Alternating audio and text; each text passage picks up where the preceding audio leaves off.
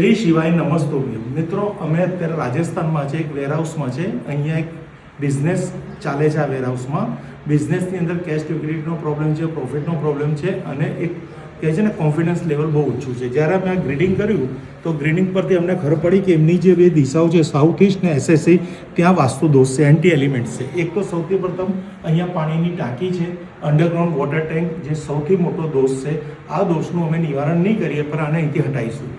આમાં અમે રેતી ભરીને આ ટાંકીને અહીંથી બંધ કરી દઈશું, ફ્લોર લેવલ કરી દઈશું, જેથી કરીને અમે કેશ લિક્વિડિટીનો પ્રોબ્લેમ જે અત્યારે બિઝનેસમાં પડે છે એ સોલ્વ થશે.